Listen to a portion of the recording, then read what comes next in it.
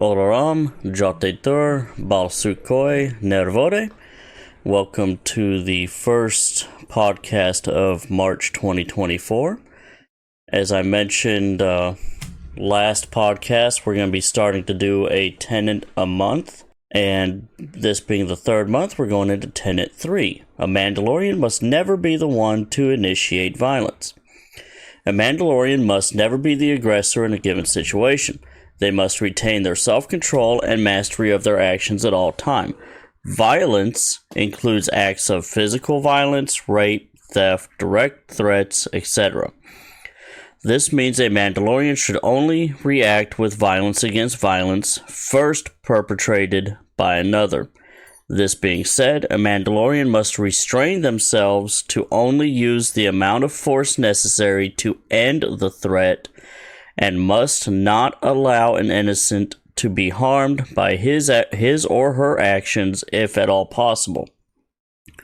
Insults and verbal assaults other than direct threats will not be considered cause for violence. Likewise, a Mandalorian must refrain from making threats or jests about violence upon those who have committed no act or made direct threats of violence. A Mandalorian must stand prepared for war, but we do not seek it. This is the way. That being said, we shall now get into... I'm really not exactly sure how to go about delving into that. Dirge, Zell, Rainiana, do you guys have any thoughts on that? I think it's important to kind of recognize when to apply the said violence, right? That's one of the things that's beautiful about that tenet. Kind of stops you and makes you think for a second before you act rashly. Sorry. Blah, blah, blah. Right, and what I just thought of was more anecdotal, Right. Something I just thought of was escalating force in the military. If the enemy's firing with you against mortars, you're going to be firing mortars back. But you're more than likely not going to be firing a nuke if they're just doing small arms fires. You're not going to respond to small arm fire with rocket launchers. You're not going to refer to rocket launchers with nukes. And you're not going to resolve someone throwing stones with firearms. Going inversely. It's the good old adage of bringing a gun to a knife fight. Or a knife to a gunfight. I think that's where the key thing is. It says, literally, first perpetrated by another. We are, we're not savages, and we are not about, going out and, causing problems. It literally is, defense, but with that also comes the mental reasoning of, what is violence, and what is, as you were saying, what is an acceptable response versus, what is, not worth really a response. Right, so another one would be is someone shit-talking you. You're not going to pull the 9 out and gank them. You're more likely going to go to fists first than you will firearms or knives. Mm-hmm. Mm-hmm. But at the same time, what we want to do as Mandalorians is just let that slide off our armor. Just the good old adage, sticks and stones may break my bones, but words will never hurt me. Now, albeit, some words hurt more than others, but at the same time, that's all it is words. Mm-hmm. I think a good story has kind of... Oh, sorry, go ahead. No, I was just gonna say, just like my mom used to say, you gotta be like a duck. Right, just let the water flow over you. I kind of have a situation that I went through. That kind of embodies that the third tenet there. The short of it is, young punk came up, tried to mug me with a tiny little blade. Had he not actually attacked me, I would have just told him off and let it be. but he attacked me. So my response was to half drown him in a fountain and then let him on his way. Stop the situation, made him think about his life decisions, but he's still capable of existing. Wasn't there a detective in Chicago, Elliot Ness, The Untouchables, who said if they put one of our guys in the hospital, we put one of their guys in the morgue. I'm not sure if that's really applies to the not initiating violence first, per No, I'm se. saying don't do that. Oh, don't do that. Yeah. Yeah. We want to be the opposite of that. Be like Like, I didn't respond to the person Masterson. negatively or aggressively until they actually had attacked me and cut me. You know what I mean? That's where Yeah. partly why I told the story, because I didn't initiate the violence. I solved the violence. I ended the violence. But I didn't do so lethally, and I didn't act violently until in a violent incursion. Pretty much, you don't want to start out in a fist fight and end up with somebody with your knife inside somebody. Something like that. I And think another this way I is can say it is it takes a wise person to know when to use their gun or to pull their gun. Yep. But any fool can just pull it willy-nilly. Abrion, off of your comment of they put one in the hospital, we put one in the morgue, that only depends on what that escalation of force resolves to. If it only goes to fist fights, then more than likely, hopefully, that whole thought of the morgue will be null and void. And hopefully, like I said, it does not go any further than that. But that is a likelihood that could happen, but that's not what we go towards. I get that. Well, I was quoting that as something that we don't want it to escalate to. Right.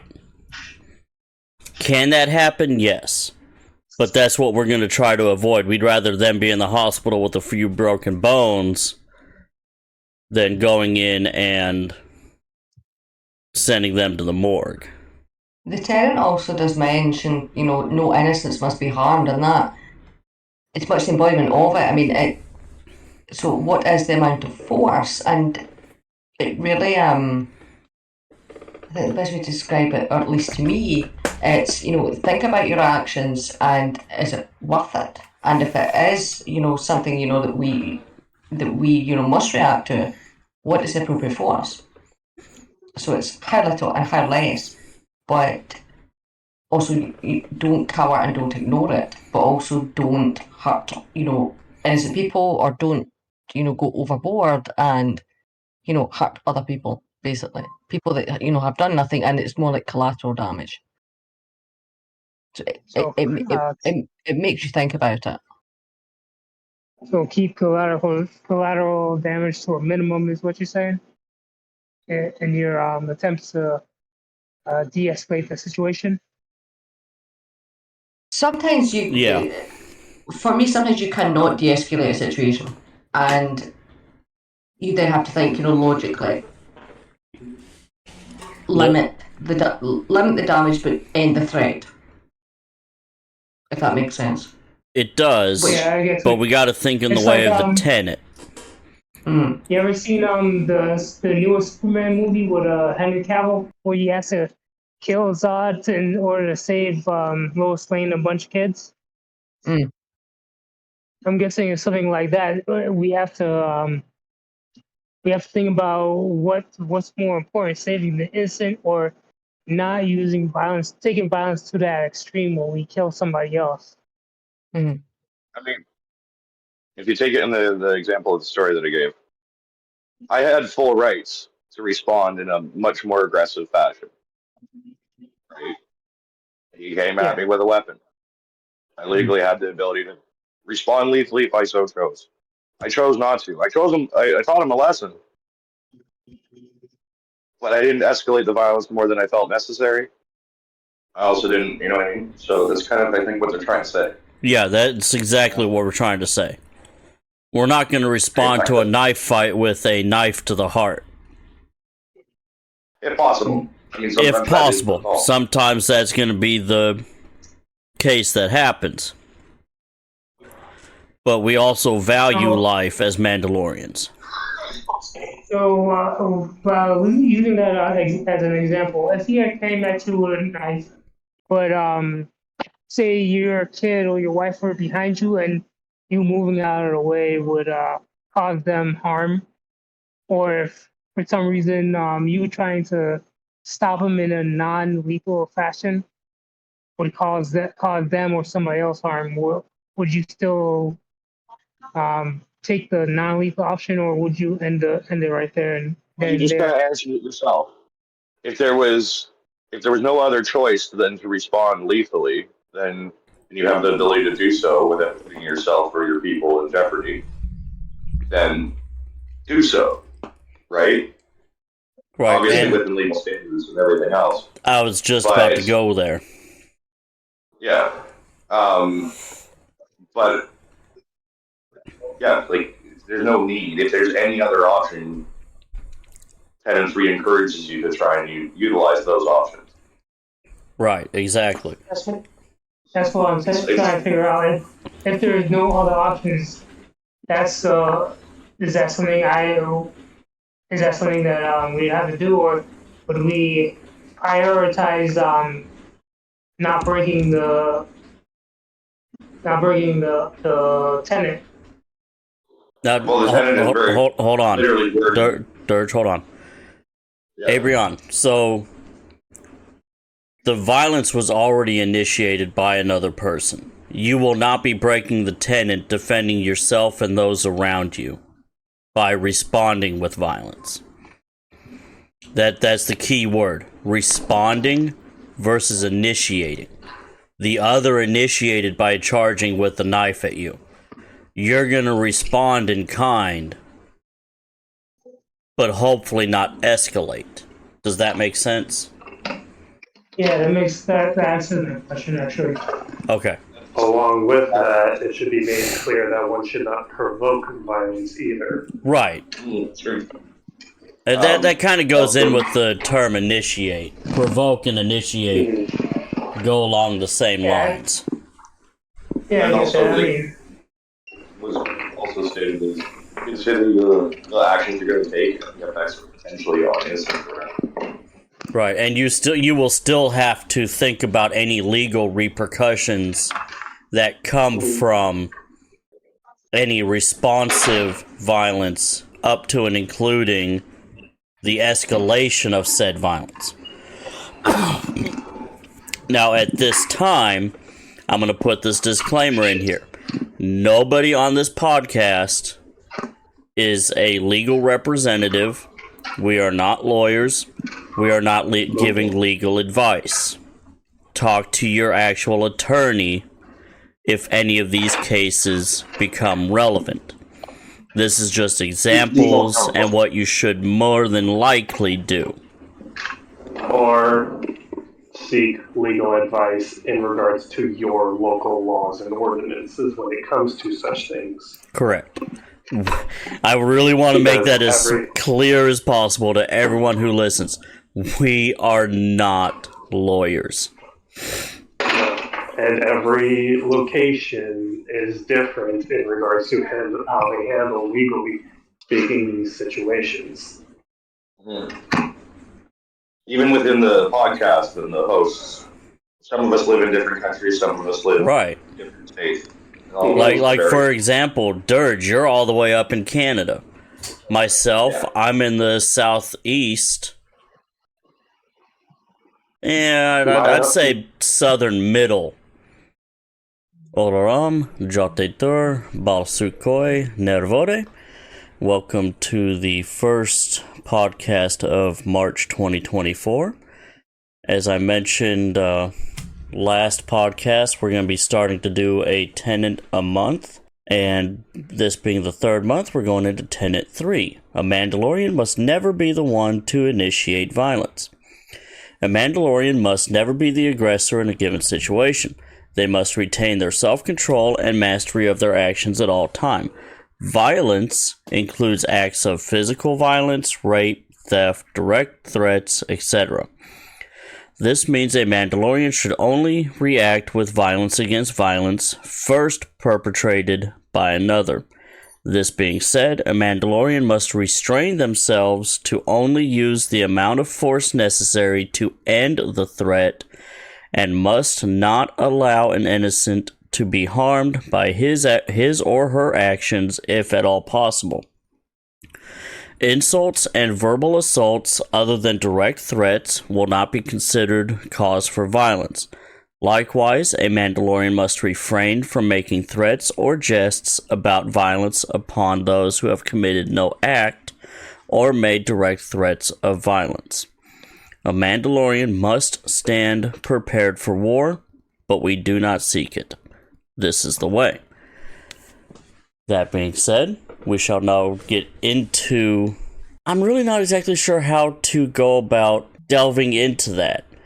Dirge, Zell, Rainiana, do you guys have any thoughts on that? I think it's important to kind of recognize like when to apply the said violence, right? That's one of the things that's beautiful about that Tenet. Kind of stops you and makes you think for a second before you act rashly, sorry. Blah, blah, blah. Right, and That what I is just kind thought of was... more anecdotal, Right. Something I just thought of was escalating force in the military.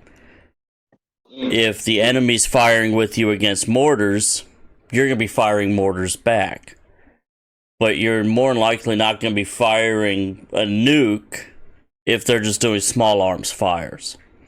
You're not going to respond to small arm fire with rocket launchers. You're not going to refer to rocket launchers with nukes. And you're not going to resolve someone throwing stones with firearms. Going inversely. It's the good old adage of bringing a gun to a knife fight. Or a knife to a gunfight. I think as well the key thing is, it says, literally, first perpetrated by another. We are, we're not savages, and we are not about, going out and, causing problems. It literally is, defense, but with that also comes the mental reasoning of, what is violence, and what is, as you were saying, what is an acceptable response versus, what is, not worth really a response. Right, so another one would be is someone shit-talking you. You're not going to pull the 9 out and gank them. You're more likely going to go to fists first than you will firearms or knives. Mm-hmm. Mm-hmm. But at the same time, what we want to do as Mandalorians is just let that slide off our armor. Just the good old adage, sticks and stones may break my bones, but words will never hurt me. Now, albeit, some words hurt more than others, but at the same time, that's all it is words. Mm-hmm. I think a good story has kind of... Oh, sorry, go ahead. No, I was just gonna say, just like my mom used to say, you gotta be like a duck. Right, just let the water flow over you. I kind of have a situation that I went through. That kind of embodies that the third Tenet there. The short of it is, young punk came up, tried to mug me with a tiny little blade. Had he not actually attacked me, I would have just told him off and let it be. But he attacked me. So my response was to half drown him in a fountain and then let him on his way. Stop the situation, made him think about his life decisions. But he's still capable of existing. Wasn't there a detective in Chicago, Elliot Ness, Untouchables, who said if they if they put one of our guys in the hospital, we put one of their guys in the morgue.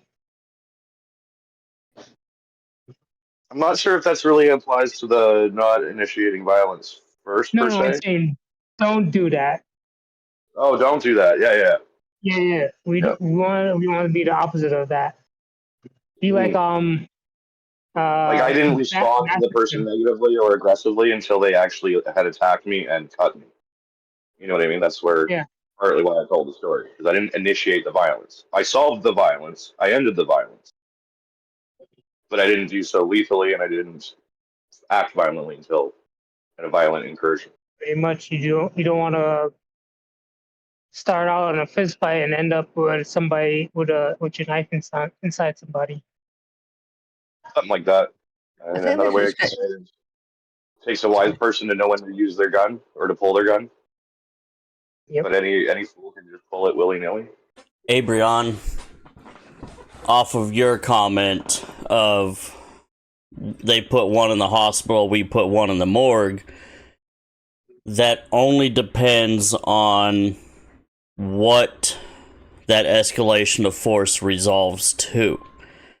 If it only goes to fist fights, then more than likely, hopefully, that whole thought of the morgue will be null and void. And hopefully, like I said, it does not go any further than that. But that is a likelihood that could happen, but that's not what we go towards. I get that. Well, I was quoting that as something that we don't want it to escalate to. Right.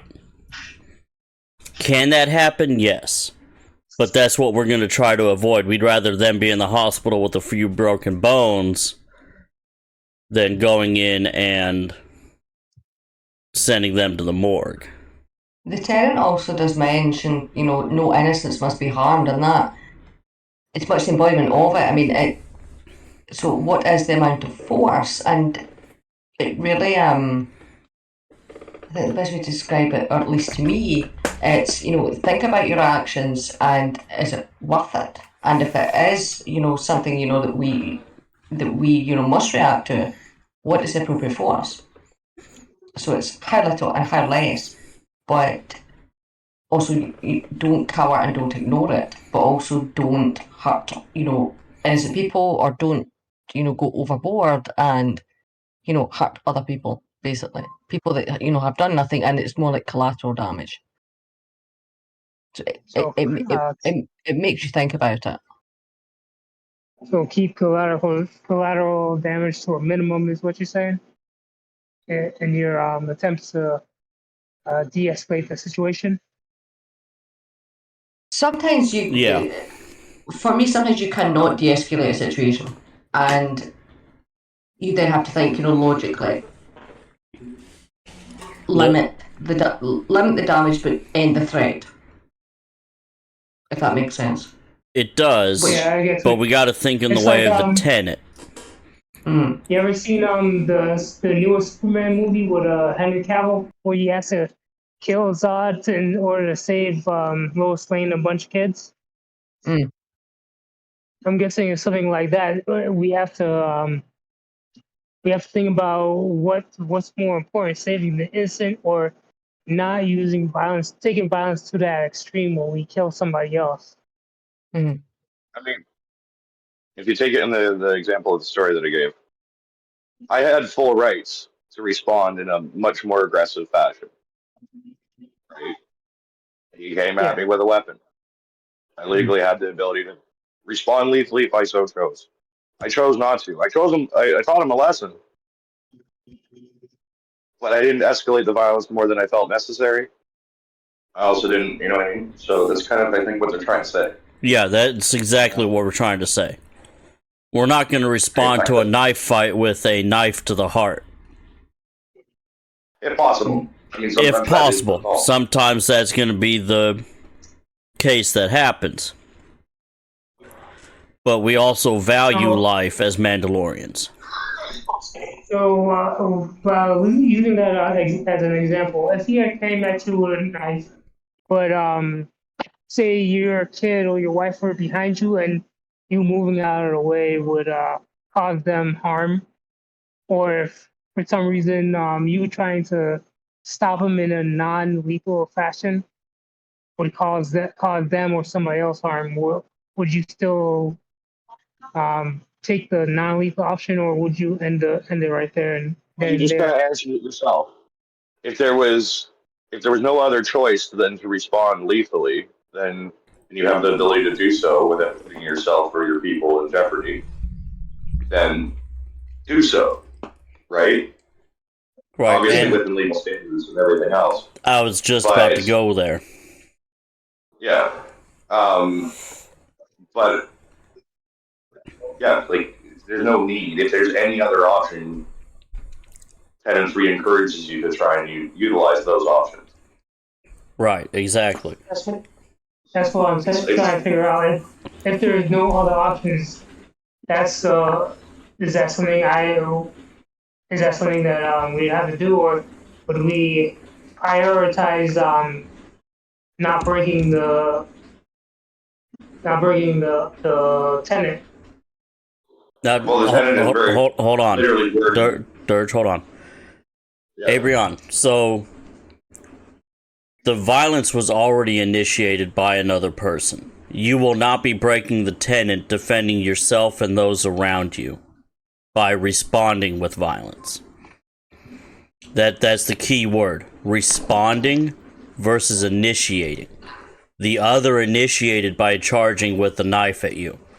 You're going to respond in kind, but hopefully not escalate. Does that make sense? Yeah, that answers the question actually. Okay. Along with that, it should be made clear that one should not provoke violence either. Right. True. That kind of goes in with the term initiate. Provoke and initiate go along the same lines. Yeah, And I get also, that. I like, mean, was also stated is consider the actions you're going to take and the effects potentially on innocent around. Right, and you will still have to think about any legal repercussions that come from any responsive violence up to and including the escalation of said violence. Now, at this time, I'm going to put this disclaimer in here. Nobody on this podcast is a legal representative. We are not lawyers. We are not giving legal advice. Talk to your actual attorney if any of these cases become relevant. This is just examples and what you should more than likely do. Or seek legal advice in regards to your local laws and ordinances when it comes to such things. Correct.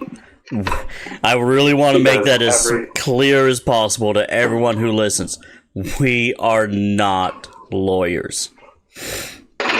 And every location is different in regards to how they handle legally speaking these situations. Even within the podcast and the hosts, some of us live in different countries, some of us live in different states. Like for example, Dirge, you're all the way up in Canada. Myself, I'm in the southeast. Yeah, I'd say southern middle of the U.S. My home is usually Texas, but right now I'm in Rhode Island. Right, and Texas will handle stuff way differently than it will up in Rhode Island. And Rainiana, you're in Scotland. You've talked on great lengths that you can't even look threatening. Yeah, Like, even if you're looking threatening, someone could sue you. well, it's not that they can sue you, but they can call the police, and you don't mess with the police here. Right. But, which is actually, very good for the tenant, or one way to explain it. So the tenant says, basically, it's to do with, moderation and assessment. And there's a big, so in the UK, if someone attacks me, I have to know how much, force to use, in pure defense. Because if you use too much, or which judges too much, it's viewed as you assaulted them. So it ends up in you basically both get in trouble, you both get charged.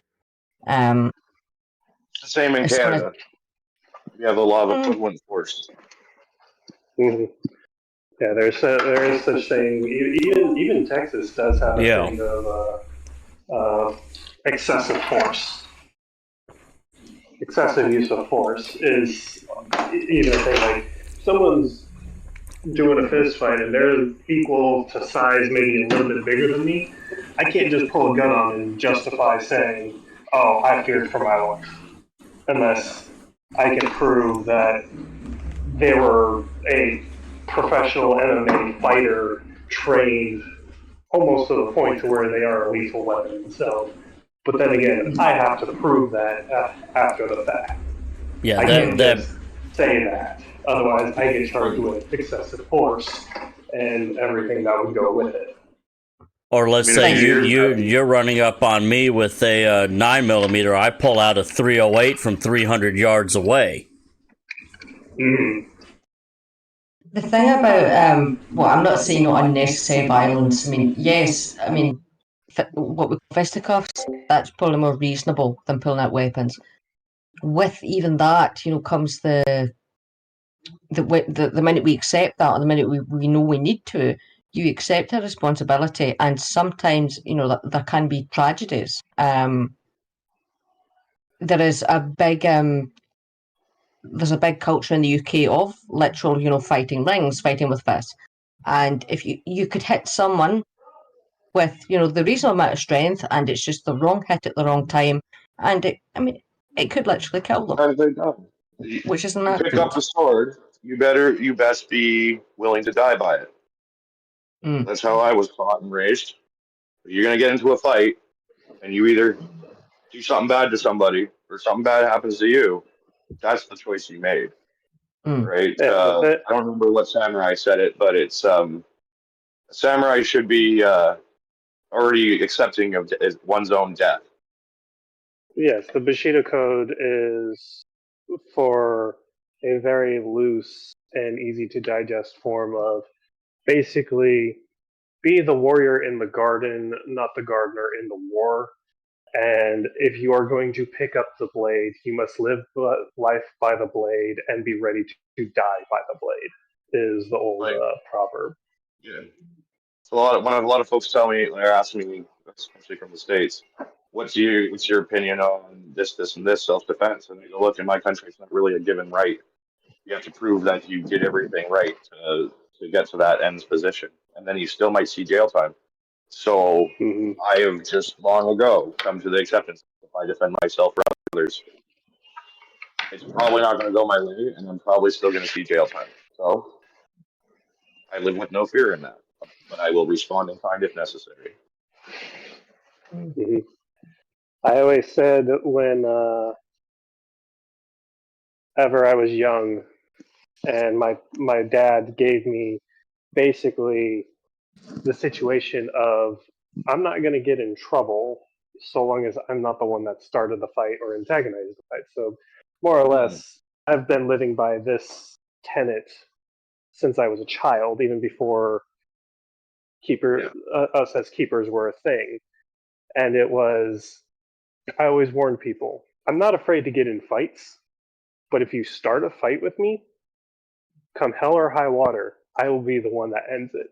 To this day, I had never gotten in a fight since those words were spoken, because my dad, when I was a kid, taught me self-defense. My dad is a former Navy MA. He taught me self-defense tactics that basically were used in the military for the most part. Now, none of the other kids knew that until I said my dad's in the military. In which case, they're like, maybe we shouldn't. So I just wanted to do this as an example. I looked up Memphis reported crimes for the three first quarters of 2023 involving guns. 72.7% of all reported violent incidents, the MPD defines violent incidents as homicide, forcible rape, carjacking, robberies, aggravated assaults, and aggravated child abuse. This was a 10% increase to the same time period from 22. I'm assuming the other 23% is going to be fists or knives.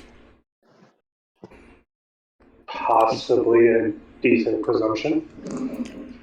So 72%, almost 73% of the time here in Memphis, if I'm going to be involved in a crime perpetrated against me, because obviously I'm not going to be going out and perpetrating these myself, it's going to involve a firearm of some kind.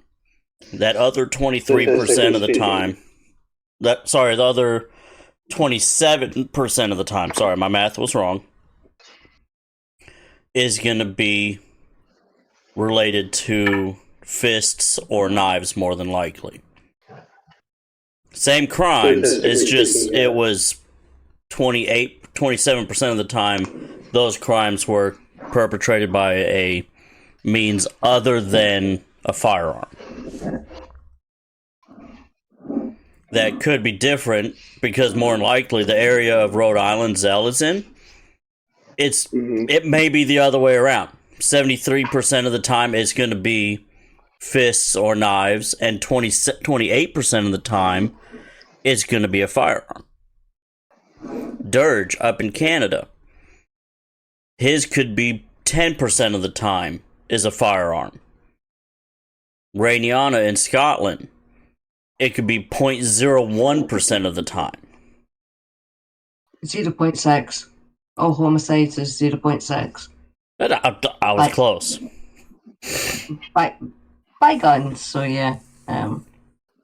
So,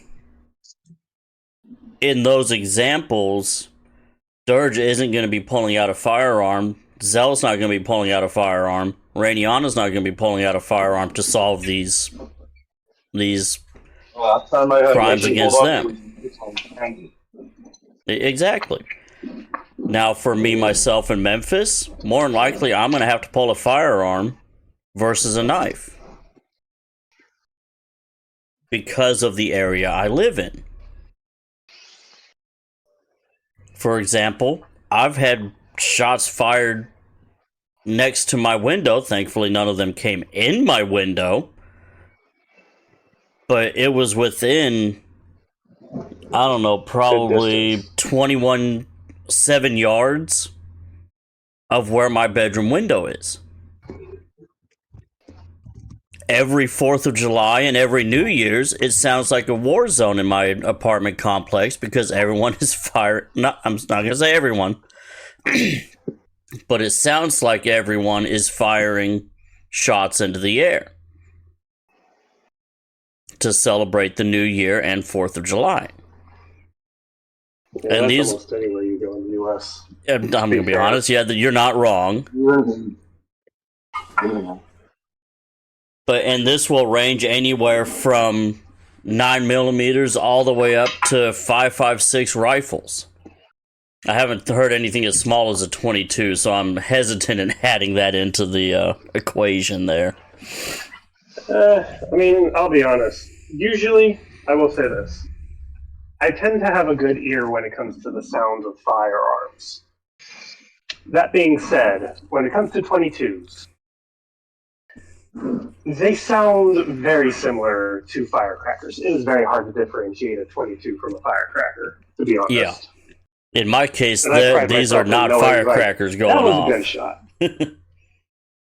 Yeah, because, as I said, I pride myself in being like, nope, that was a gun. Right. And other people, I was like, hey, that was one big firecracker. Like, no. That was not a firecracker.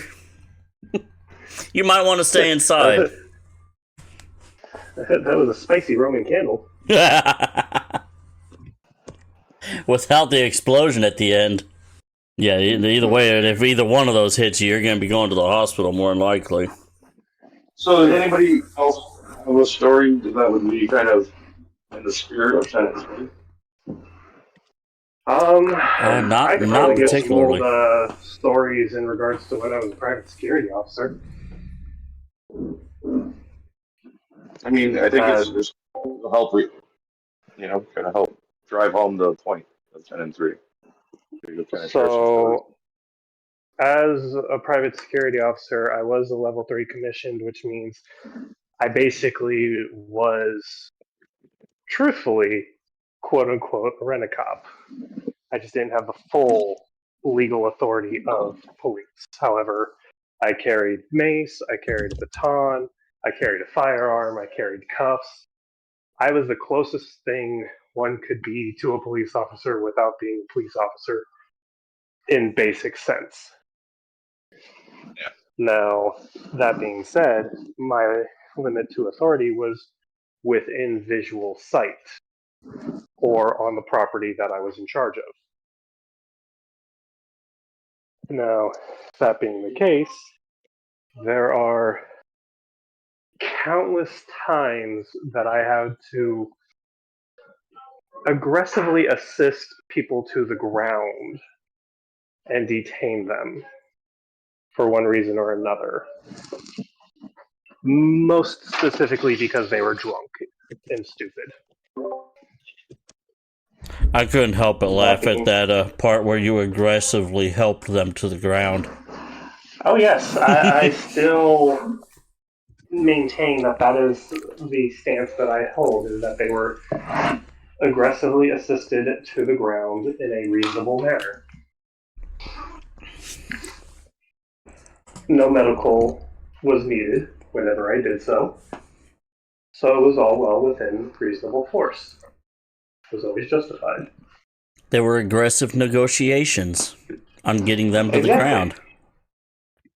I am assisting them to the ground to gain their compliance.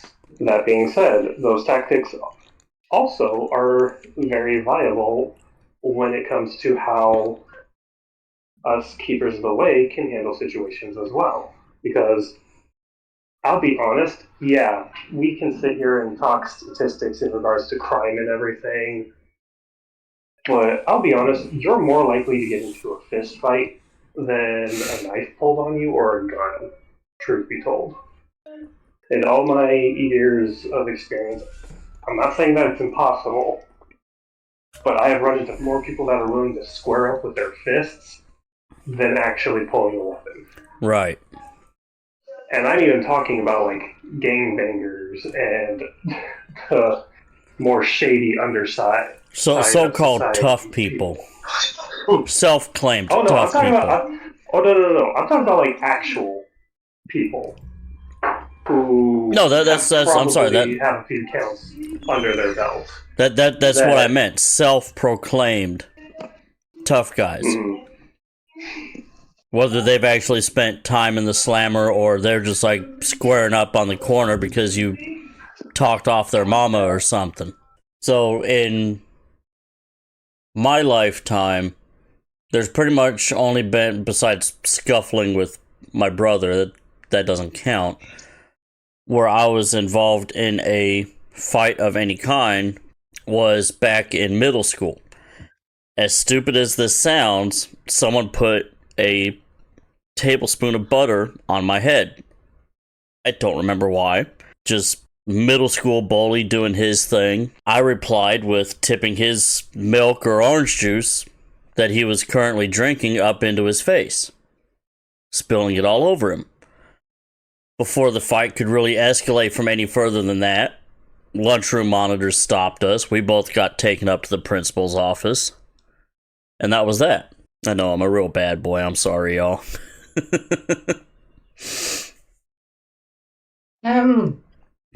I was called a problem child at school, and it all revolved around one incident. I'm trying to think of the age. Primary 5. How old I would have been there. That is when you're like 8 or 9. I mean, it's quite young. We start education in Scotland at 5, so I would have maybe been 8 or 9, and I just moved school. I was called a problem child because a boy in my class, I think I was 8, because I moved to new school when I was 9. he touched my leg. This is a child and very adult. And I got called the aggressor because I put a pencil through his hand. I basically stabbed him with a pencil. So I was called a problem child. To be fair, it was I didn't deliberately think, I'm going to, side with a pencil. It kind of just was the only weapon, or I'm saying the only weapon, it was literally the first thing, so. Yeah, he literally had a small dent on his hand because my pencil was blunt, and I got basically, not called a psycho, but I was, as the body who is missing said, angry midget. Yeah. Hence the angry midget. But was that the correct amount of force? Probably not, but a child does not understand. Right. What is force. This is an adult, we are more cautious. Which, with the Tenet, it's not so much, don't do or, run or ignore it. It's calculate it, weigh the risks, and understand that when you do it, you accept it, if that makes sense. It does, and that's closest to the way that we can get it across. It's like what I was saying earlier. Right. If you're going to take the action, you got to commit to it fully. You also have to understand what you're doing. And what can come of it. Well, that's part of understanding what you're doing. This is one of those, it's a harder one to kind of, talk about, because it's very much a right. situation to situation. And then one can get really, kind of deep with it. Does this also mean in, verbal altercations or other, formats of altercation, That's all we can do is just talk situation to situation. I mean, does this tenant basically also mean some places have a concept of verbal violence? I think Canada does. In fact, I'm pretty sure it does, because you can tell an officer to F them and it's verbal assault. I mean, I'm pretty sure here in the States that would constitute verbal assault too. Yeah. Maybe not to the same extreme. Unless it's Aru that's doing the verbal assaulting. Oh, 100%. Aru, we're covering the third Tenet, by the way. What? We're covering the third Tenet today. Oh, fucking awesome. Never initiate the violence. Which reminds me, I have a book here called The Laws of Self-Defense. I don't know if you guys ever read it. Cannot say that I have. It's basically all the laws in the United States on self-defense and using firearms to defend yourself. And I think it's a great book. It's like $9.99 on Amazon for the Kindle version and $23 for the hard paperback.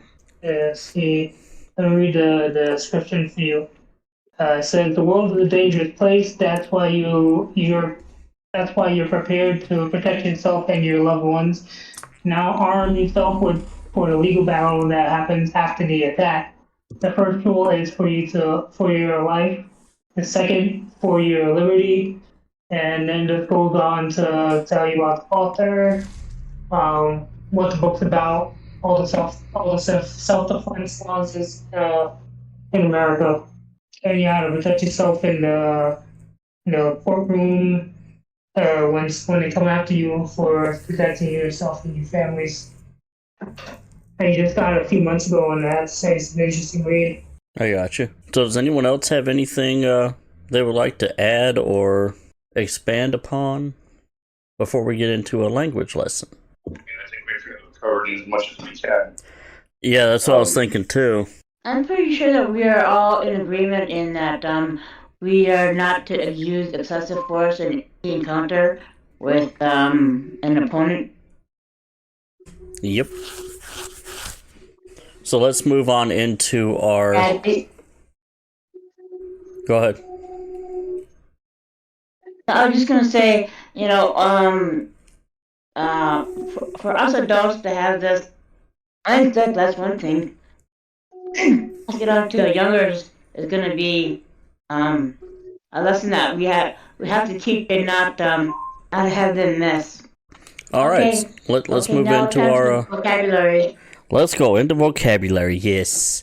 So today's is numbers and their cardinal number name. All right, so we've got 0 through 20, and then we've got 30, 40, 50, 60, 70, the tens, all the way up to 100, and then we've got 1,000. Now, after this, I'm sure Miss Rainiana will help us out determine where all of this started from and maybe expand upon some of these numbers. So we've got 0, which is nos. 1, which can either be sol or solus. We've got 2, which is Todd. 3, which is ein. 4, kuir. 5, reishia. 6, resol. 7, itad. 8, shane. 9, sheku. 10, taresh. 11, which is where it starts using 10 and then the singular version. Taresh sol, taresh tad, taresh ein, taresh kuir, taresh reshe, taresh resol, taresh itad, taresh shine, taresh shake, and this is where 19 is different than 9 because 9 is sheku and 19 is taresh shek. So then we go from 19 to 20, which is ad eta, and then we start using the singular number adding on to as a prefix of eta. So eta is going to be the 10. So we've got ad eta for 20, ein eta for 30, kuir eta for 40, she eta for 50, roll eta for 60, tad eta for 70, shane eta for 80, shek eta for 90, and olan for 100. Now when we get to the thousands, we start using taresh again. So 1,000 is taresh olan, or 10 100s, if that makes sense. So Miss Rainiana added in the text chat that sheku or taresh sheku is from Karen Travis, and the cu ending is Tal Jair, because no one likes numbers. And that's being honest. Counting numbers is one of the more boring things to do. So maybe Miss Rainiana can chime in and add in why we're able to use the singular number as a prefix on the tens. So I'm assuming ad eta, and it would be ad eta solus for 21, right? Mm-hmm. So, a bit to describe it is this, that Mando'a has cardinal and ordinal. So that is, 1, 2, and 3 versus, first, second, third. For the ordinal, they receive the ish. So it, so you have a sol or solus, and then you have, solish, which is basically your th and st, which is good for dates, but it can cause confusion. For times, as in times 1, times 2, la is used in Mando'a, which creates a distinction. Times, you very rarely have to say 9 times, unless it's mathematics. So you normally don't go higher than, let's say, 3. Like, it's 3 times greater. But there is no numbers of Mando'a were not really developed. Karen Travis, or if you actually look at the words, they really like the number 5, whereas we like the number 10 in English. So 11 is literally 10 plus 1. 10 1, 10 2, 10 3, 10 4, which is your 11, 12, 13, and 14. So it's kind of like if you're to count on your fingers and show it. So it seems a bit primal, But when, you get to the 20s, or even the hundreds, which is, Olan, it's, Olan, add Olan, which is 200. Right. It goes the same way on the 10s and the 20 and 30 and 40, where you take that prefix and add Olan to it to make that cure Olan, She Olan, Roll Elan. The prefixes are basically, Mando'a gets very big, so the prefixes are to make it shorter. Right. Add, which is the same as children, if you think about it, children means multiply. So that is why, tad and add, sound similar, because they are in a way related. It normally means, children or descendants. So, one, multiple, but then you have three. In the TV show, they made a mistake. They said cure, which sounds like, cure, which means decay. They did subtitle it as queer, and queer's a bit complicated because for some they might struggle and it might sound like a slur, but it's queer. So it's not as in the queens and queen. It's more like literally as in, coo as in not kite, but don't think of an English word. Cool. So it sounds more like cool, but some people hear it as the Q as in queen. So they changed that. But when it comes to the prefixes, they got shorter. For the dialect, very easy, and we know they existed because they were created by Karen Travis. In theory, we can count up to 9, basically just under 999, theoretically. Everything else higher is, what's easy. And, over time, it might evolve to be longer or shorter. So, so we have the tens. So Mando'a numbers are like, English, and it is a bit awkward to think of, the tens and the hundreds and the thousands, and that can confuse people. See, I was more thinking along the lines of like Spanish, where after 15, it uses the tens. And then the 20s, 30s, 40s, 50s will use that prefix much like Mando'a uses. So, like, for example, 1, 2, 3, 4, 5, 6, 7, 8, 9, 10, 11, 12, 13, 14, 15, 1 through 15 have their own numbers. Once you get to 16, it goes 16, 17, 18, 19, and then 20 for 20. 21, 22, 23. It just uses that prefix and singular, much like we do. There has been much discussion of other people on Mando'a numbers. And the numbers are actually extremely unique. And they're probably the most quirky. Even in the base form, this is even without the prefix, that there was a system that was being used, but it's not the same as, like seriously in Spanish. It's not 100% Latin, and it's not 100%, how you might view it as in English, and it does kind of confuse. So I would say, 10, 11, 12, but if you say to me, 10, 10, 1, I would logically think 10, 1, and maybe 11, but it wouldn't be the first thing that came to mind. But that is how Mando'a kind of works, 10, 1, 10, 2, 10, 3. Right. And what, with the prefixes, so, there's, so 10, 20, 30, 40, 50, 60 plus. So you've got, Taresh, that means 10, which is, the 10, as in you show your fingers.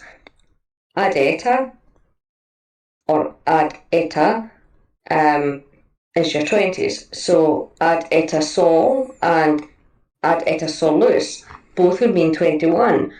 And it's more, if a person is familiar with the prefixes, they will understand the short form. So it's more, do you want to say 21 or 21? Right. If that makes sense. So one is a bit more colloquial versus the other is, it's going to end up more at the start of a sentence. It's very formal.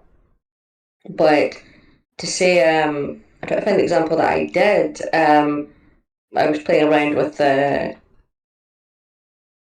was trying to show some examples of using the ordinal and not the cardinal. Very much the same, the only difference is ish. But where you put ish. I actually wrote a sentence of 4 plus 3 equals 7, and it's queer magis en solus etad, which literally is me saying, 4 plus 3 equals 7, which is, so equals is Sicily. So with numbers comes numeracy as well. So it's not just, can you see the numbers, it's calculation. Your Right. plus, your minus. Which is not good if you want to learn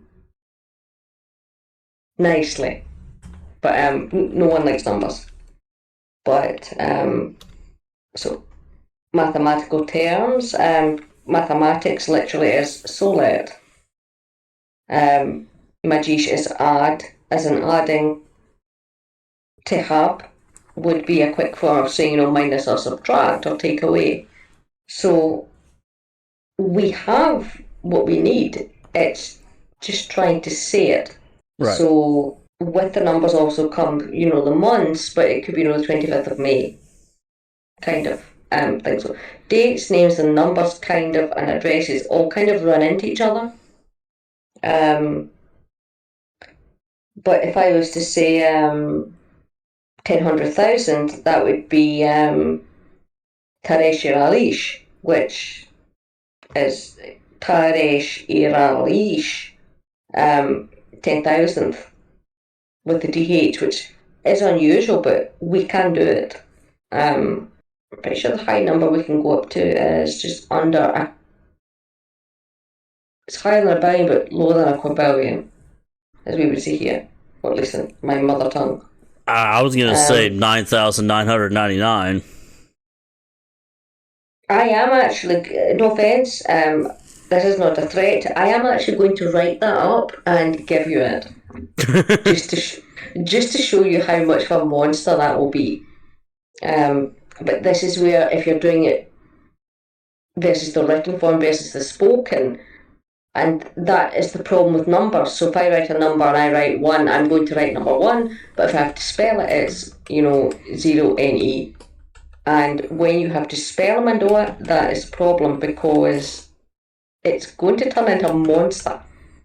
Because Mando'a's like Turkish, so it adds words to words. Some can contract and, merge a little, but in most cases, you might get 3 words come together to make a new word, and it takes up over half your page, because it is just so big. The prefixes help because they are shorter and extremely regular, but I'm starting out in the East section. But even for me to try and say 800,000, that would in theory be Shenolaniral, which is 3 words, smacked together. That's 800,000. So 800,000. But also in colloquial speech, you can get where you could say, I drew a little section on it. You should, in theory, say 2 million, but you might end up saying, something like 200,000 or 100,000. I'm trying to think of it in English to explain that. But it's more a poetic form. So it depends if you want to, it really depends how you want to write it. But when it comes to mathematics, you can basically just cheat and write it as we would normally, but with the numerals. But to say it will end up very big. No offense, as you can probably see from the charts I sent you, it's big. I don't even. Shek Tare, Shek Orlan, Shek Shek. Right. 9,999. Yeah, that's. Yeah. Shek Tare, Shek Golan, Shek Geta, Sheku. You're forgetting though that we can go up to, billions. So. When I make you your monster, it's going to be big. I'm pretty sure we kind of think they go up to the 100 trillions and then a tiny bit higher, but after that it's more of do you need it? Probably not. But who knows? But yeah, we can go up to the 100 trillions, which is OBAC. I'm going to say this one, which is technically the highest, and then I will let you try and figure out how to say that. Because if you try and even write that or say that, it would take up probably like 3 lines of the Discord. Because it's going to be big. If you turn every 0 to 99, you're going to have a problem. Yeah. That's going to take up most of the screen. Holy shit. Can it be done? Yes. Would you want to do it? No. I kind of want to now.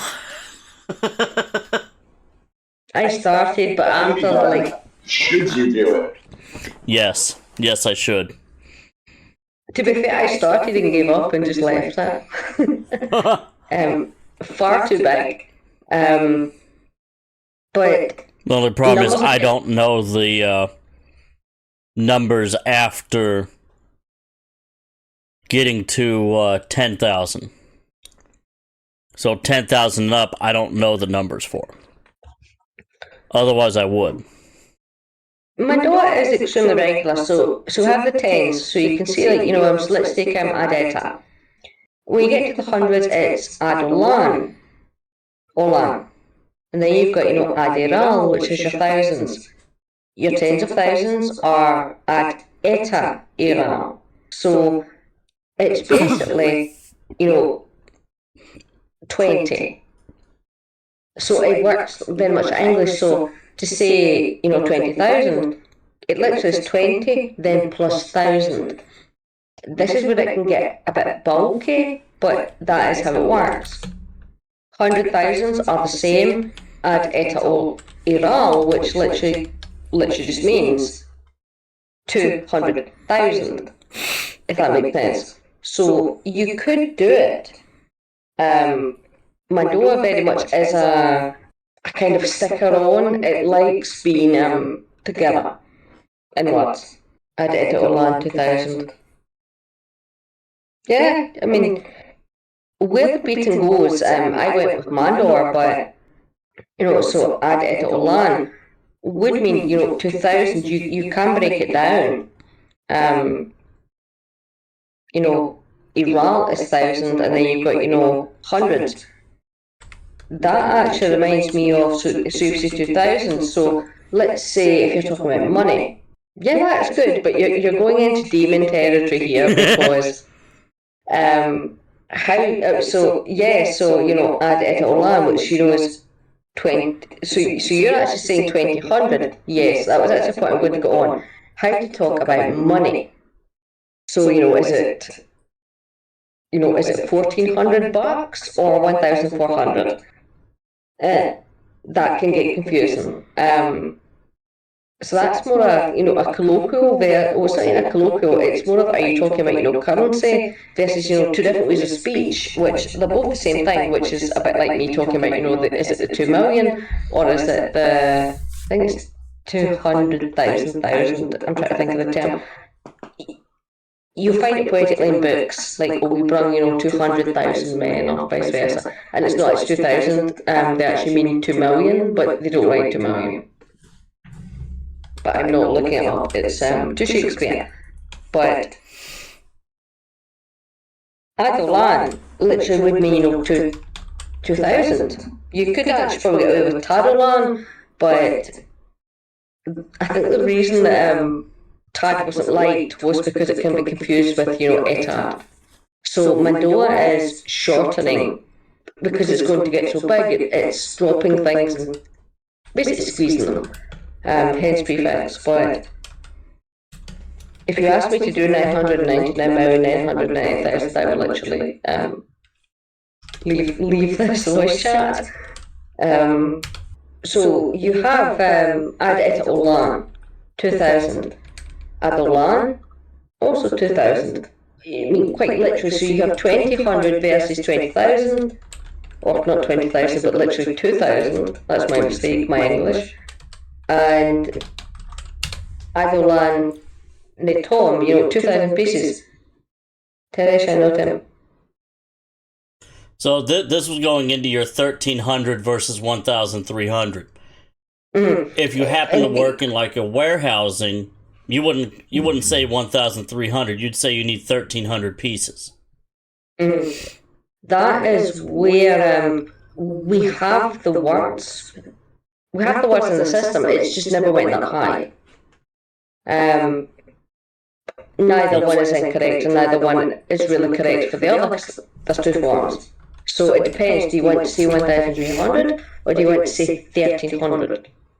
So, yeah, from what I showed you, my hell numbers, I tried to explain a little bit, but it's basically going to give people migraines. The words get big, but I'm trying to find a good example, but I can't find one. Too much scrolling. That's a good one.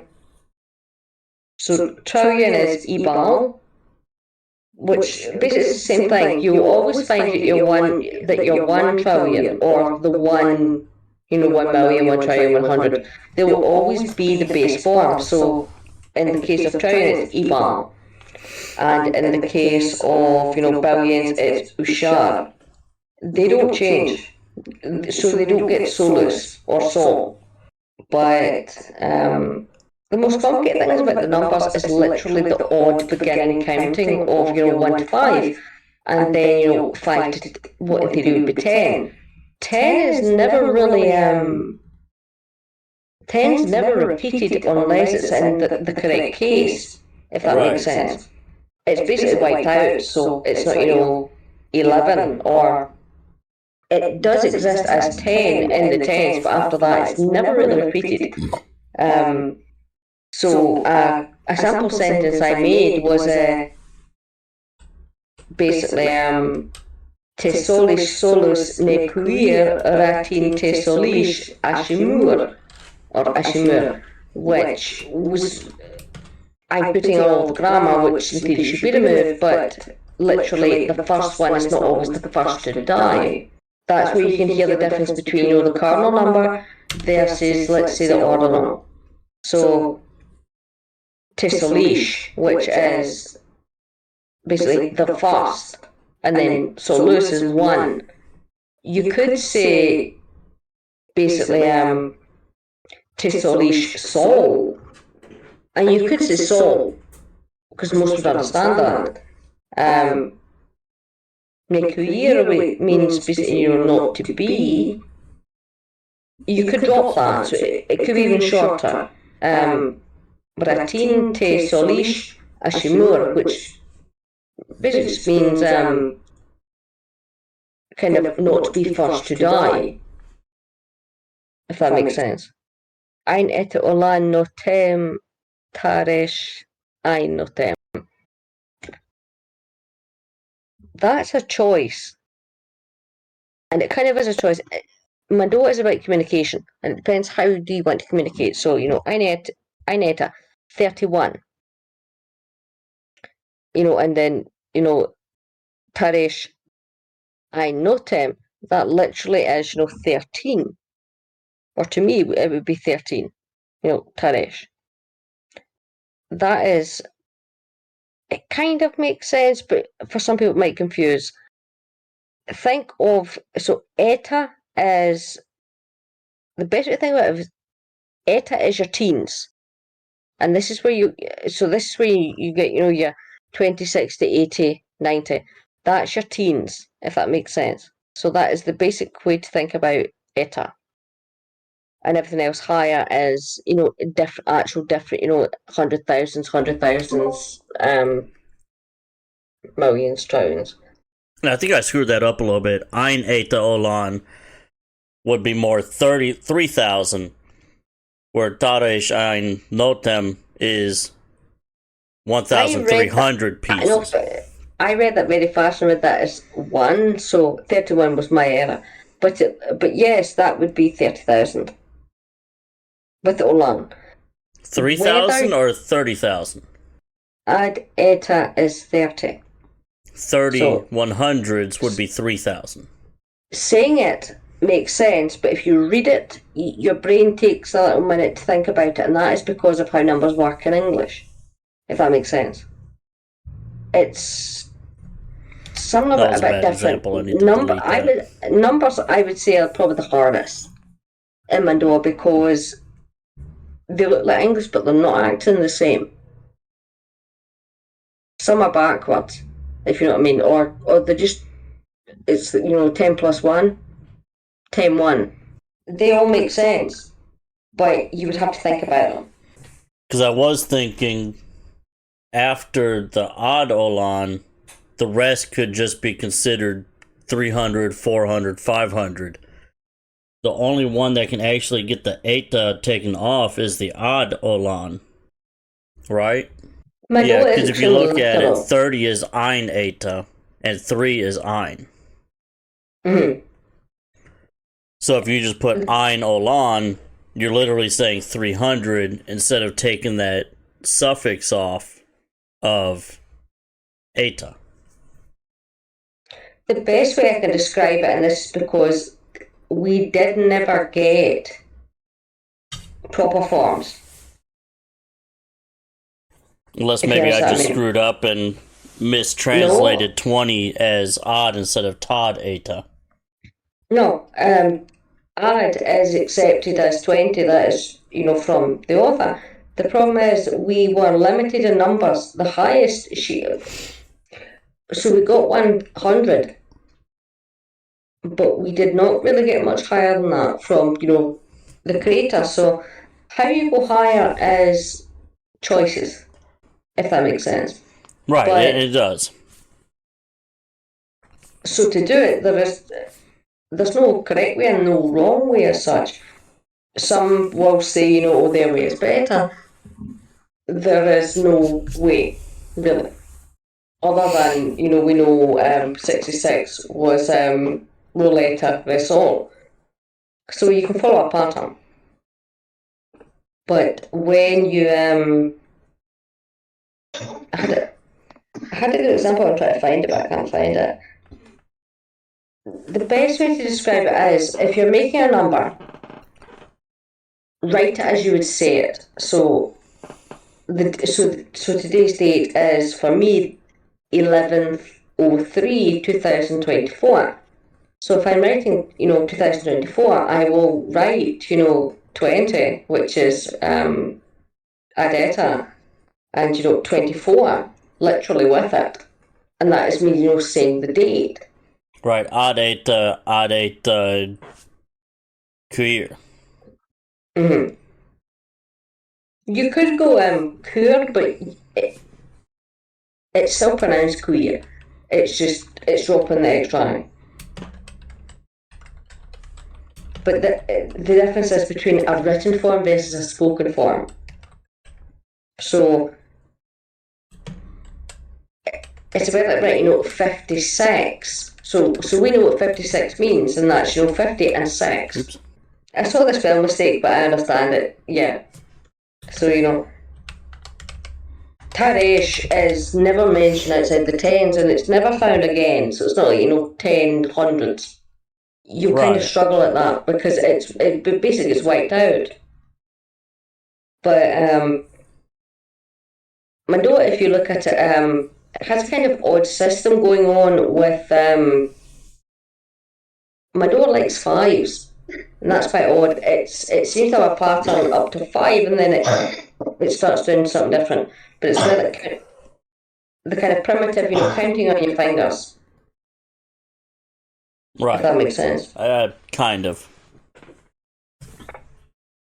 The best way to describe it is, say if a child, is showing you numbers on their hands, and they show all fingers, and that's 10, and then 1, and they're telling you 10, 1. If that makes sense. Yeah. Mando'a kind of works a bit like that, and it doesn't really translate well because we're not used to that, but some languages are. When you take like Chinese, it can be quite extremely literal, but the basic tenses are there, and the prefixes are more to keep words short.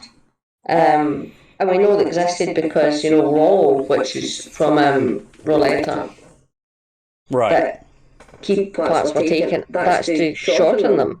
It's very good to know how much money you have, how much wadas. Well, but to actually say dates, you might, well, I'm not saying you might struggle, but to say dates, we can do it, but you could go the prefix form and be understood, or you could go the prefix form and be not understood. You could go pure by the author and sound like you're speaking, Old Norse, because it's extremely formal and will get much bigger. So there's no right way or wrong way. It's just kind of trying to say them. But there is a logical pattern. I edited that message again for the shorter version. Instead of saying areda queer, it would be ein tare sol areda queer. 3/11/24. I mean, you're not wrong, but it's... Are you meaning the 3rd of the 11th? No, so United States, we go month, date, year, not day, month, year.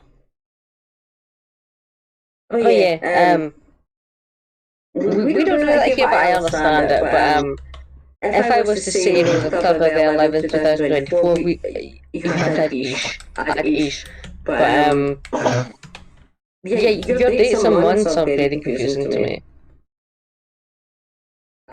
I respect it, I don't understand it much, but yeah. Well, the military will also go date, month, year.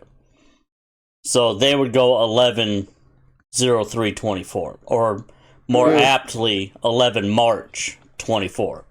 They wouldn't put the date or the month number, they'd put the month name. Mm. That's also where with numbers, especially knowing the higher form, like the 14th or even just 1900. I did them in because I preferably use a 24-hour clock, so I would say, it's 2100. And it's not so much that we can't do it, it's, what would we want to use and how would you say it? So, trying to find a very easy example, but I think I kind of went too far. So for 1 hour, which would, in theory, that's sol or solus gitu. 1 hour is actually just called a gitu. Minutes are called kumana, and seconds are basically kislun. My accent is a bit strong. Why am I having trouble spelling calendar right now? Because the power of the Mando'a numbers has confused you, as it probably will kill everyone. But even spell check is failing me. Okay, I swear I went to my phone. Yes. To be fair, I went from the British dictionary, but I wouldn't trust the spelling. I don't know if you spell it different. Basically, in Mando'a we have numbers, and we have numbers for, mathematics, we have numbers for dates, and also time. Apparently my Discord dictionary does not have calendar in it. That's why it was not giving me it. So I went to my phone apps to the calendar to see how it was spelled. That's how bad the numbers have killed my spelling right now. Numbers, I think, require... Numbers is complicated, and it's because it's technically 3 subjects in one. It's a very long subject. Right, and so you mentioned adding YC. What am I adding the YC to? You didn't specify that. Ish. Ish is actually, if you want to do times. So, like, once, twice, 3 times. The author did, the creator of it did go up to 10 times, but you really, in theory, kind of wouldn't need that in English, but... Okay, as an example, do me a favor, as an example, write out what you're telling me to add the YC to the ish to. Because right now it's not making sense. You're telling times. You're talking about like ein ish, taresh sol ish, ad eta koir ish. What exactly specifically are you adding that YC to? Right, so your YC gets added if you're... Right. YC is if you're going the, and as in first, second, third. As in first floor, second floor, third floor, fourth floor, fifth. Okay, so I would add it to Teresh Sol for the 11th. So it'll be Taresh Sol Ish for the 11th day of the 3rd month. If it's fit, or if you want to specify fit.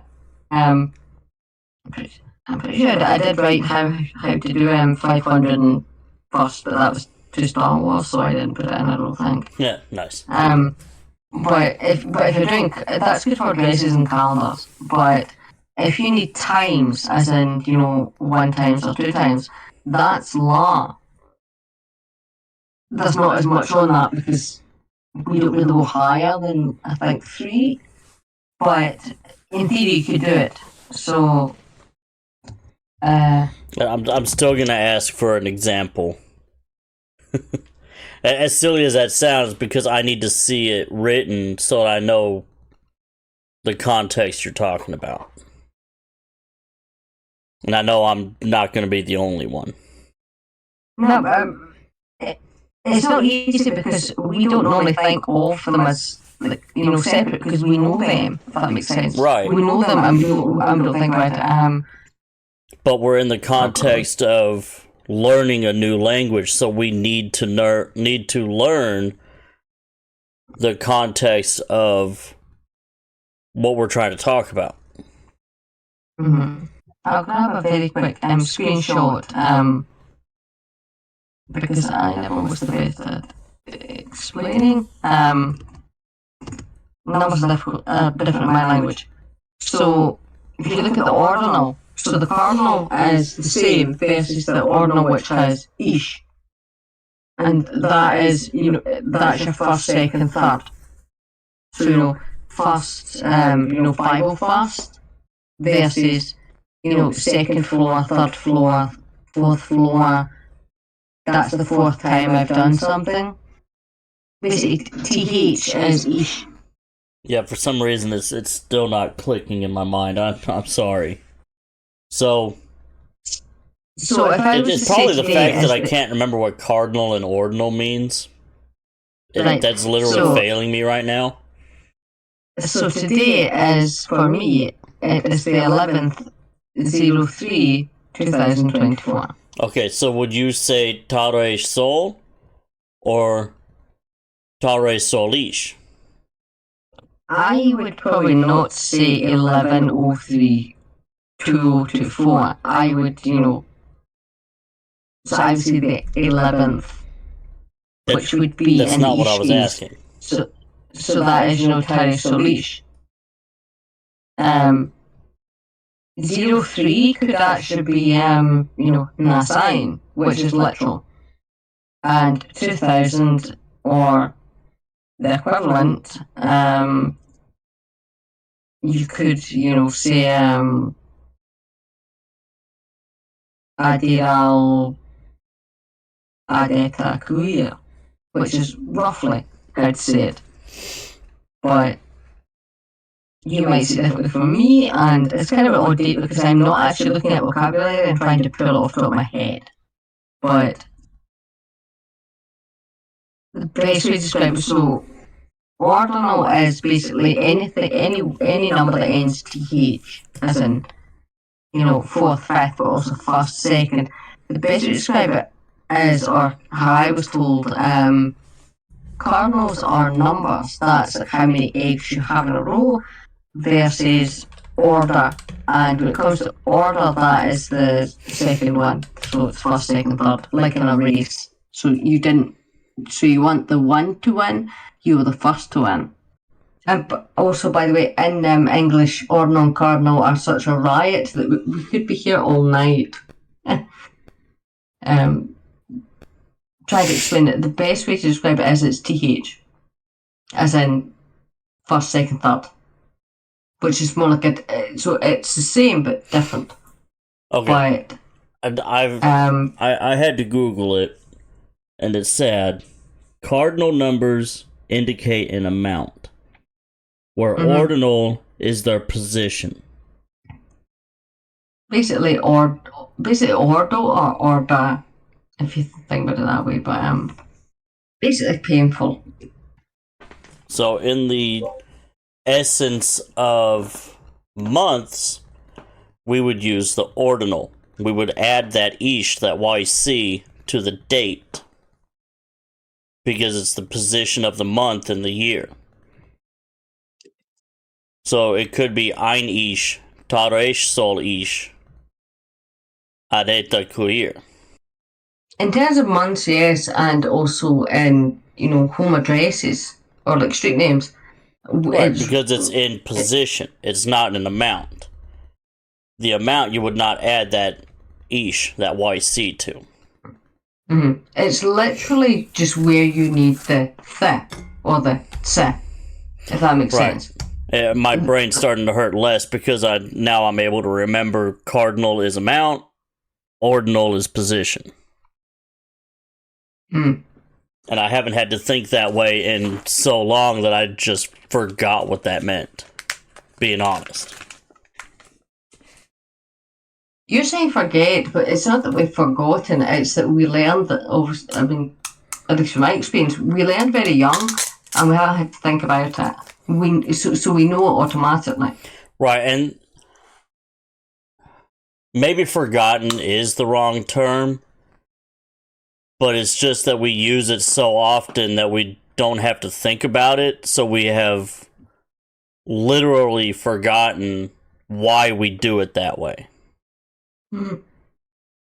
Maybe that's what I'm... got back. I'm sorry to interrupt. I just got back.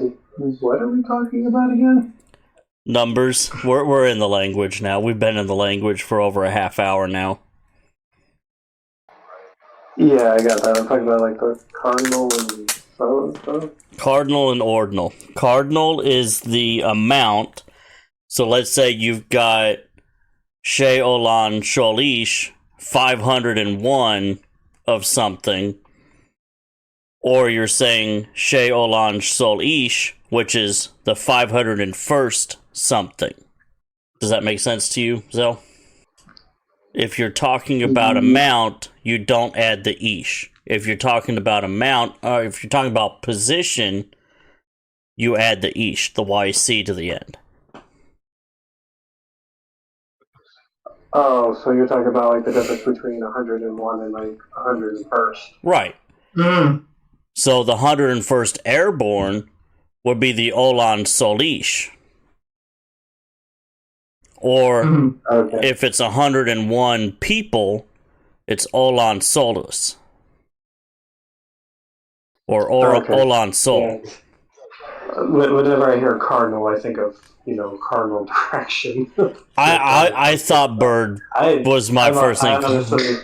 I honestly don't think I've ever heard the term cardinal used with numbers and whatever. We probably did as children, but we have since forgotten what it means because we use it on a daily basis. Or we were just too traumatized as children and don't remember that. Could be too. That could 1,000% be true. Strongly say that I know for 100% for a fact I never learned those words in this regard. Cardinal only really affects if something is, as we were talking, it's either, like first, second, third, the TH sounds, or if it's, let's say, fifth floor, that would add the ish versus normal speech, but we have it. It's just annoying, if that's the best. Very. So that is a distinction. So to do, once, I think it's once, so what's up here? Once, twice, and thrice is la. I don't think I've ever had to say Taresh la, which would be, I don't know how to say that in English, it would be 10 times, but more like, I don't know how to say I'll be it. honest, other than like Twines? old English, I've never actually heard the word thrice properly used. I've told you thrice times. We actually do say thrice still in the UK, but after 4, you're struggling because it I've told you could be- once, I've told you thrice. I think based in the UK, after 4, it's basically make it how you want because no one will understand it. We don't have it, but it was created, so that's nice to know that we can do it. It's just, should we, for one, without breaking brains? But I did actually I hate maths and I'm a trained accountant. I did make base mathematics, which is fun. Alright, so your homework assignment, Rainiana, seeing as you like numbers and math so much. No, refused. Nice. No, I did. I wrote. I did. I made examples. I'm pretty lucky in the number section. You're probably lucky I didn't write. How to be polite. Not death threats, but but snarky. I was close to snarky, as in I hit you with 5 plates right now. So I thought, no, that's not good. I will say, from what I did hear in regards to numbers, is it very much reminded me of how the Japanese number system is. Yeah, and I think Rainiana mentioned that too. It would actually be much easier if it was actually, Japanese. And that sounds odd, but it would actually be more easier. And it's because Mando'a is English. It's very English, but it masquerades as something different. So it looks broken, if that's the best way to describe it. Some things don't click. Yeah. Yeah, it tries to be its own. It's definitely trying to be its own thing. While it's clear that the English language is sort of its base, but it takes rules from other languages as well. It all just depends on what you're saying, because even I believe sentence structure, if we're talking grammatically, it's not quite the same as English, how English has its sentence structure set up. Mando'a was and is and does, even without the numbers, and I'm not hijacking the video, but a quick explanation is Karen Travis, the author, actually in the beginning usually gave 2 sentences. She made a sentence and then went back and corrected it. But when she corrected it, she removed the English part. She was trying to make it shorter. So Mando'a originally was written basically identical to English. And then the rules of, or drop the, the te, or drop the queer or queer. That's where that came from. To get it shorter. So it's a bit like I am going to versus I'm gonna. If that makes sense. But it does a little bit. That affected the numbers. So one is more colloquial versus vice versa. But the numbers, personally, I would say the numbers are maybe the hardest for people to learn because they are probably the most unique. And then no offence, bar 66, we got nothing after 10. So we know roughly how they would be made because of 66, but after 10, nothing was created bar 66 and, 100, 1,000. It doesn't exist, if that makes sense. So there is no right or there's no wrong way and there's no right way. But in the dialect of God, it can go up to 1 trillion. Right. So it is it's much expanded, much more logical, and a lot more regular, and also more streamlined. The best way to describe it is that if I was to try and write, 9,999,999,000, and to go right down, it would take up half or more of the computer screen. Only because you've said that, I'm going to do it for you, and I will send you it so you can print it off and frame it. But I will do it. But that is your challenge for the next podcast, is to get that done. You got 2 weeks. No, I will say one thing that I'm pretty sure y'all covered it, but one thing I do find interesting in regards to the Mando'a number system is how they have like 1000, like 1000 million, 1000 billion, 1000 trillion, instead of going right into from like 9 billion, 99 million, 999,999 straight into 1 trillion. Mm-hmm.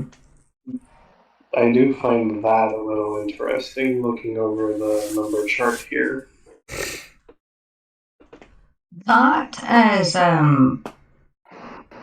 it's not wrong. It is correct. That is the author by Talgia, and what he's doing is he's following what is in numeracy, the correct cases. And it is it's worded as such that is, so if you were to look at, English, so it would tell you, 10,000, 1 million, 100 million, 10 billion, 1 trillion, and 100 trillions. That is recognised they are mathematical terms, not recognised. But so the best way to describe it is it's a bit like going teens or 20s, and I'm pretty sure everyone hates maths once we get into discussions, but they work as prefixes, so they are usable. It's just a bit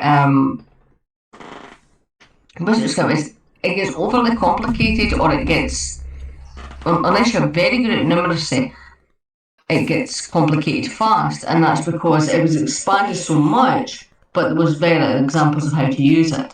So it's like me saying, teens are just this, and not saying, 20, 30, 40, and then not giving you the information. Does that make sense? Mm-hmm. So I think at this point is a good stopping point before we unalive ourselves with more numbers. Because I already know my head's starting to hurt just by thinking of all of this, and I'm sure Rainiana's is too. So at this point, we'll move into the after hours of the unrecorded side of the podcast. I want to thank everybody from the listeners. You do not blame me. No, you don't. We have the QR code on the background. Feel free to scan that. It will take you to the link tree, which is also in the description of the podcast now, the main page, in case you are not able to scan the QR code. But that will take you to all of our current social medias: TikTok, Facebook, Instagram, the MeWe, which I still don't think a lot of people are using. It will take you to the link tree will also take you to the Armorers Guild Facebook page. where we will promote our own wares and services. Feel free to contact any of us for such as that. Speaking of which, how is the Fox Forge raffle going? I don't know. I will get back with y'all on that in the next podcast. Okay, I just remember pushing it as of late. So I don't even know if there's, but if there is, to the best of my knowledge, it is still ongoing as of right now. Because last week I know Talon in his sermon mentioned it. So I doubt he would close it in the 1 week that it's been. But yes, Fox Forge knife maker, sword maker, is having a raffle for one of his blades. I also believe he is running a sale for any Vode who want to purchase his wares. I know I will be, at some point, getting a handcrafted acid etch blade from him. But right now I just don't have the funds available for that purchase. But I do plan on it at some point, because he makes some fantastic looking blades. My side, during the after hours, I'm probably going to work on my 3D printer a little bit. I've got some new thermistors in that I'm going to attempt to install and make running. Grant is back to work doing his thing. I actually just got a EHA coin from him, an honor coin. And it is fantastic. I also got one of the guitar picks from him. It looks fantastic as well.